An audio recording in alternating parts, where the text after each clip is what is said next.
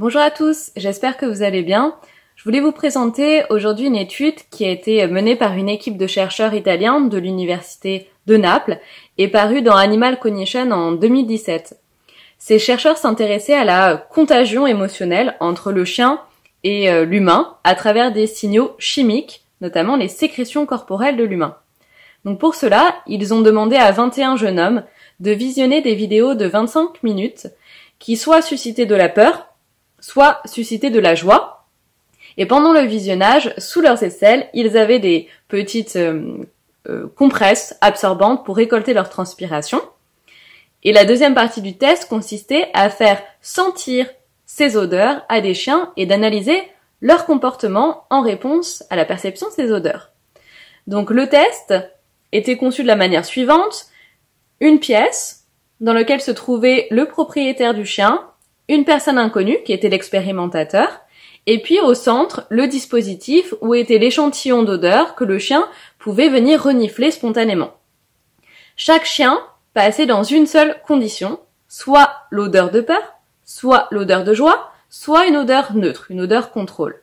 Et donc 15 chiens sont passés dans dans la condition odeur de peur, 15 chiens sont passés dans la condition odeur de joie, et 10 chiens dans la condition contrôle. Le test durait 2 minutes, et donc le chien reniflait, et puis on regardait le comportement du chien vis-à-vis de son propriétaire, vis-à-vis de la personne inconnue, ses manifestations potentielles de stress, ainsi que son rythme cardiaque. Il avait un dispositif autour de lui pour le mesurer. Alors qu'est-ce que les chercheurs ont trouvé? Ils ont montré que le chien sollicitait davantage son propriétaire lorsqu'il venait de sentir une odeur de peur, et donc que le propriétaire potentiellement représentait pour le chien une secure base, une base sécure. Au contraire, lorsque le chien venait de sentir une odeur de joie, il sollicitait davantage la personne inconnue, l'expérimentateur. Et enfin, les chiens manifestaient plus de comportements de stress lorsqu'ils venaient de sentir l'odeur de peur, avec également un rythme cardiaque plus élevé.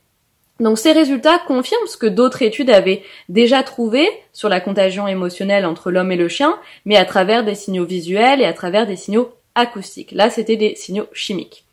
Alors attention toutefois, cette étude a été réalisée uniquement avec des labradors et des golden retrievers, donc pas avec différentes races, et les prélèvements d'odeurs ont été réalisés sur des jeunes hommes. Il n'y avait pas de femmes ni de personnes plus âgées. Voilà, donc elle mérite d'être répliquée pour pouvoir généraliser les résultats, mais c'est en bonne voie. J'espère que ces données vous ont été utiles, et puis je vous dis à très vite pour de prochaines analyses d'articles. Merci. Merci Sarah pour tes explications. Alors, dans notre quotidien avec les chiens, elle nous éclaire à mon sens sur 2 points intéressants. Le premier point, c'est que les propriétaires qui sont anxieux vont tendre à transmettre leur anxiété à leur animal. On parle de contagion émotionnelle et probablement qu'elle se fait aussi à travers les odeurs que l'on dégage dans ce genre de situation. Alors ça se manifeste dans notre quotidien facilement avec les chiens, par exemple quand on doit l'emmener chez le vétérinaire, si on appréhende cette situation, ou aussi quand, par exemple, on croise des personnes inconnues dans la rue ou des chiens dans la rue, qu'on est accompagné d'une autre et que on craint les réactions de notre animal ou les réactions des personnes qui sont en face. Alors, la bonne nouvelle, bien sûr, c'est que ce n'est pas une fatalité, puisque les éducateurs canins et les comportementalistes professionnels qui sont formés à l'accompagnement des personnes peuvent aider les propriétaires de chiens qui ont des appréhensions à justement les surmonter de manière à ce que dans les challenges de la vie quotidienne, on n'ait pas une influence négative sur les comportements de notre chien. Le second point intéressant de cette étude, c'est qu'il tend à montrer que les personnes qui ont peur des chiens vont être repérées par le chien à travers leurs odeurs. Et effectivement, c'est quelque chose qui nous est souvent rapporté. Néanmoins, je pense qu'il ne faut pas oublier que c'est aussi notre attitude et nos comportements qui vont être déterminantes par rapport aux réactions de l'animal. En effet, les personnes les plus mordues sont la plupart du temps des gens qui vont initier des comportements envers l'animal, donc se rapprocher de l'animal, et aussi des personnes qui ont une attitude soit fuyante, soit menaçante, soit encore particulièrement figée et inhibée.